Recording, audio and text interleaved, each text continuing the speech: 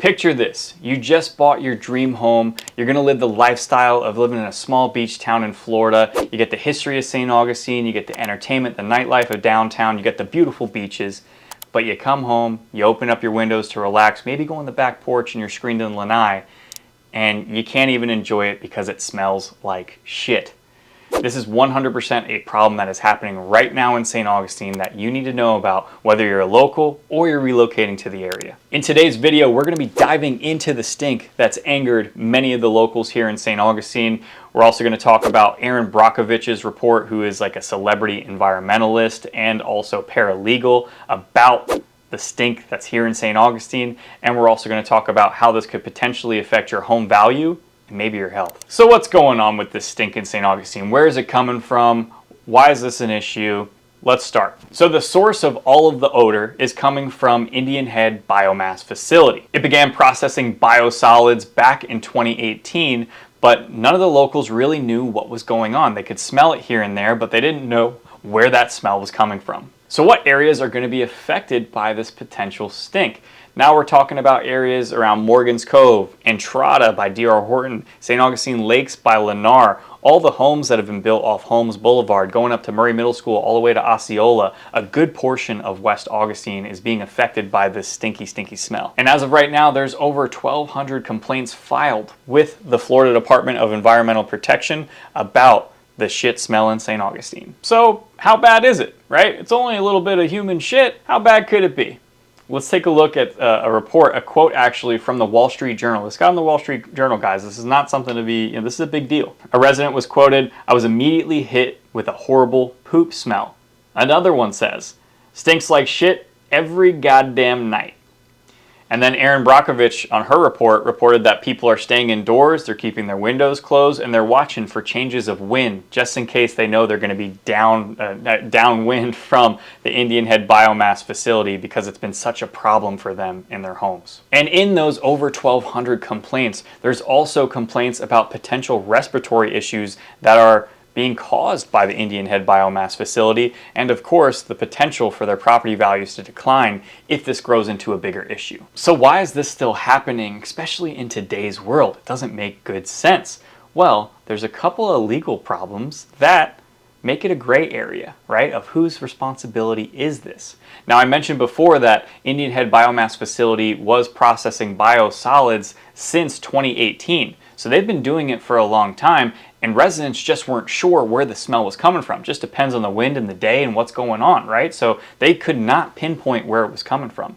It didn't happen until 2023, where the Florida Department of Environmental Protection actually said, this is where it's coming from. It's coming right here from the Indianhead Biomass Facility. And during that time, the Florida Department of Environmental Protection issued a consent order so that they could make some changes. In other words, violations, like, hey, you got to fix this stuff. Let me read them off to you. They had pile height violations, they had excessive odors, they were also operating outside of approved hours, and they had unauthorized waste materials. Indianhead facility has since come out and said, like, hey, we've been doing everything according to the plan now, and that what we're doing is environmentally necessary.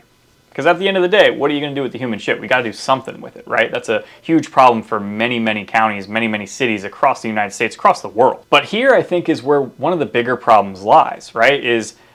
I mentioned that gray area before. The county, you would think, would do something about it. You would think the Florida Department of Environmental Protection would do something about it.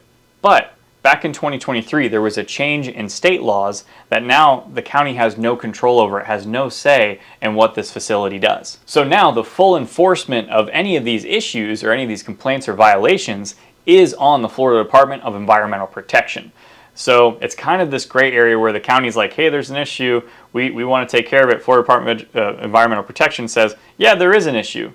You should, this is what you need to do to fix it. And then now, since apparently everything's been fixed, the Florida Department of Environmental Protection is saying, like, hey, this is not really our job anymore. People are complaining about odors. Odors are subjective, right? This person doesn't smell it, that person smells it, this person smells it, that person doesn't. It's subjective, right? So now they're saying, like, it's not really our job to take care of that. And just to give you a couple of anecdotal stories, now I've sold houses in all of those communities. I live in West Augustine myself. I'm just outside of the bubble where they say is the issue caused by the Indianhead Biomass Facility, where they can smell an odor. I'm just outside of it. I never smell anything. I've never had any problems or anything. I've only had one of many of my clients who I've put in there say anything about it at all. And in reality, I actually also have my sister moving into St. Augustine Lakes at the end of this month because it was an ideal situation. It's a beautiful home and a beautiful neighborhood, and they're there all the time because they're looking at their build every single day, and not every single day, maybe every single week, and they're saying they haven't smelled anything as well. Of course, I told them about this issue before they signed the contract, but this is just anecdotal stories from me. Of course, I'm a salesperson. Maybe you take it with a grain of salt. But I also know the sales rep in that neighborhood, and he said, like, hey, I've lived here for a couple years. I've smelt it maybe 5 or 6 times. It's not that big of a deal. But at the end of the day, like, you don't want to smell it at all. It's human shit at the end of the day. You'd rather not smell it. But just to give you an anecdotal story, it is a problem. It's a big problem. Don't get me wrong. But it's not like every single day you're living in fear of having to hide in your house from the smell. It's just certain times, it's certain wind changes that is affecting the area. So what is the response of the locals here, and what are they trying to do to fight back? Well, I'll give you a couple of things. Of course, there's been news stories on it. Aaron Brockovich reported on it. The Wall Street Journal reported on it. We've also had local, like St. John Citizens, which is a great newsletter you should check out. They've reported on it. It's becoming more and more of a known thing, which before it was just like, hey, it smells sometimes. Sorry, figure it out. But local Sonia Fry also started the Stop the Stink website, stopthestink.com, where you can see all of the frequently asked questions, all of the timelines of information there. She put together a really good source of information, so make sure you check that out. And she also started a GoFundMe so that she can legally fight this issue. So if you want to contribute to that, you can do that as well. And Aaron Brockovich has come out and said, like, hey, there's some gaps of accountability here and who's supposed to take care of this, and also some regulatory confusion on what's right and what's wrong. And of course, to top it all off, we have Facebook groups where a lot of the community are getting into it. They're saying their personal experiences with it, showing the good and the bad of it. And that's really where probably the majority of the movement's going, is to that Facebook group. So what can you do? If you're a local that's living here and you're in the area, of course, you can file a complaint with the Florida Department of Environmental Protection. You can go to the GoFundMe page and contribute to that. You can also join the Facebook group and let your opinions go on there, and also see more information of what's happening with other locals and their experiences.